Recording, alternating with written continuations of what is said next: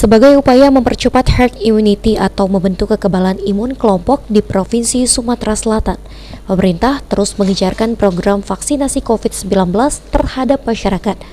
Usaha keras pemerintah untuk mengendalikan laju penyebaran COVID itu sudah menunjukkan hal yang baik. Pasalnya, jika dilihat dari capaian vaksinasi di Sumsel saat ini, untuk dosis pertama sudah mencapai 60%, sedangkan untuk dosis kedua telah menyentuh angka 35,92%. Jika dirincikan, masyarakat Sumsel yang telah disuntik vaksin pertama kini sebanyak 6.303.096 orang. Sedangkan untuk dosis kedua masyarakat Sumsel telah disuntik baru sekitar 2.263.804 orang, yang terdiri dari SDM kesehatan lebih dari 100%.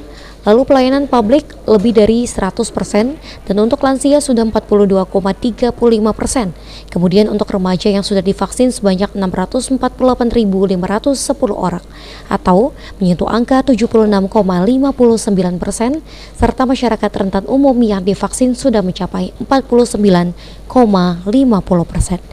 Meski demikian, Kepala Dinas Kesehatan Sumsel Lesti Nuraini menegaskan serta mengingatkan kepada masyarakat agar selalu taat terhadap aturan prokes, mulai dari penggunaan masker, rajin mencuci tangan, hingga pada seusaha mungkin untuk tetap menjaga jarak, sehingga keadaan pandemi semakin terkendali. Di Sumsel, kekebalan kelompok pun cepat terbentuk, dan situasi pandemi diharapkan bisa segera pulih, beralih menjadi endemi.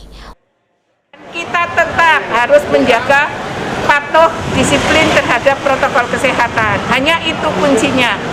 Ya, jadi kita tetap patuh di mana saja berada. Hortal Farizi, PAL TV.